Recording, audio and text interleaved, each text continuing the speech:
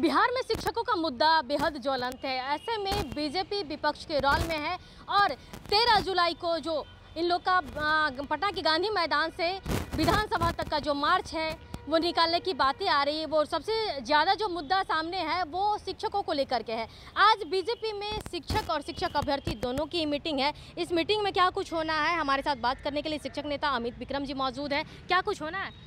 देखिए, इस मीटिंग में हम लोगों से विचार विमर्श के लिए बुलाया गया है और शायद समर्थन के लिए भी बात की होगी।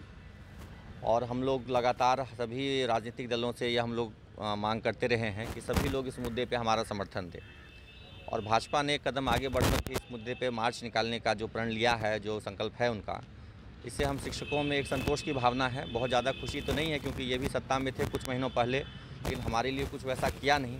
लेकिन चलिए, देर से ही सही, अगर इनको ऐसा लग रहा है कि शिक्षकों का समर्थन हमें चाहिए तो एक संतोष की भावना है कि चलिए देर से सही इनको एहसास तो हुआ है। और हम उम्मीद करते हैं कि जो संकल्प इन्होंने लिया है उस रास्ते पर चलेंगे। विधानसभा मार्च हो या अन्य प्रदर्शन हो, उस पर फोकस करेंगे। और हमारी जो लड़ाई उसमें हम हमारे संगठनों के साथ कदम से कदम मिला करके अंतिम मोड़ तक लड़ाई लड़ेंगे। ऐसा नहीं कि बीच में सत्ता मिल जाए तो फिर ये अपने वादे से मुकर जाए। यही हमारी उम्मीद है इनसे। आपने एक लाइन बहुत ऑथेंटिक बताया है कि जब सत्ता में थे तब ये लोग भी उस बातों को, उस समय भी तो आप लोग सड़कों पर उतरे थे, आप लोग पे लाठी बरसाई गई थी, कई सारे ऐसे कांड। देखिए, सत्ता में चाहे राजद हो या भाजपा हो, चलाते तो उसको नीतीश जी हैं। आप देख रही हैं आजकल जो विवाद है राजद के मंत्री के साथ, तो यहाँ पदाधिकारी हैं चाहे जो नीति नियामक बनाने वाले लोग हैं, वो सिर्फ और सिर्फ नीतीश जी के इशारे पे चलते हैं। तो राजद हो या भाजपा हो, उससे उनको कोई फ़र्क नहीं पड़ता है।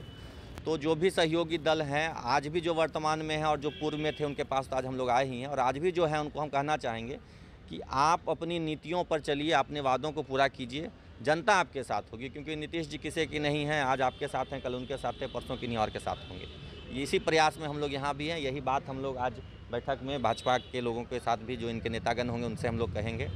और हम लोग इसी बात के लिए आज यहाँ एकजुट हैं। मुझे ये बताइए, जैसे कि आप आरोप लगा रहे हैं कि सत्ता में बीजेपी के साथ गठबंधन में थे या फिर आरजेडी के साथ, सरकार हमेशा नीतीश कुमार ही चलाए हैं, तो क्या आप लोग दोस्त नीतीश कुमार को ही थे? बिल्कुल। देखिए, राज्य के मुखिया हैं, तो राज्य के मुखिया जब सारे अच्छे कामों के लिए वो जिम्मेदार हैं, सारे अफसरों के ट्रांसफ़र पोस्टिंग वही करते हैं, सामान्य प्रशासन उन्हीं के पास है। और जो हम लोग देख भी रहे हैं कि आज भले ही शिक्षा विभाग राजद के पास है, लेकिन वहाँ उनके मंत्री को चल नहीं रही है। इससे तो स्पष्ट है कि उन्हीं के हाथों में सब कुछ है। और जब उनके हाथों में सब कुछ है तो दोषी भी वही हैं।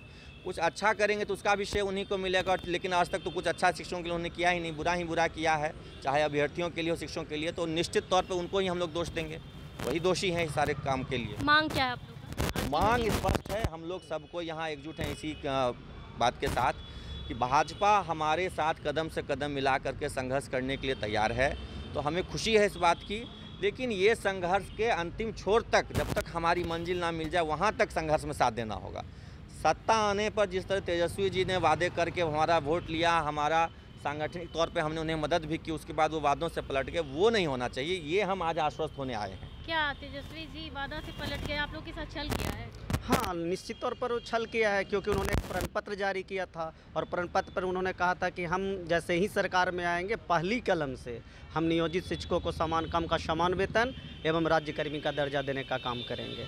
अब वो नीतीश कुमार जी के साथ सरकार में हैं और आप वादे से मुकर रहे हैं। शिक्षा मंत्रालय उनके अधीन है, तो निश्चित तौर पर तेजस्वी जी को शिक्षक हित में ये निर्णय लेना चाहिए था, राज्यकर्मी का दर्जा देना चाहिए था। और उन्होंने वादा से मुकर कर शिक्षकों के साथ धोखेबाजी की है, ये कहीं से उचित नहीं है।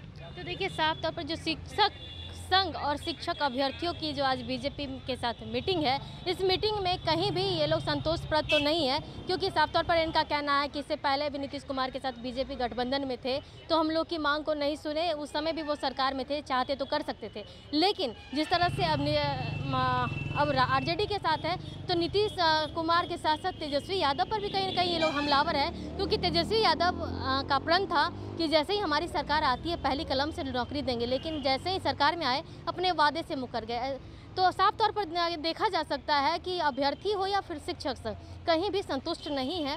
लेकिन आज की मीटिंग के बाद जिस तरह से आज मीटिंग में जो कुछ निकलकर सामने आता है, तो इन लोग का यही देखना है कि आगे कब तक इन लोग का साथ बीजेपी देती है। सत्ता में अगर आ जाए तो मुकरे नहीं, ये भी बात ये लोग साफ तौर पर कह रहे हैं। लेकिन सबसे बड़ा सवाल कि शिक्षकों के साथ न्याय कब होगा, ये देखने वाली बात है। फिलहाल के लिए इतना ही। बने रहे कशिश के साथ। पटना संगीता सिंह रिपोर्ट।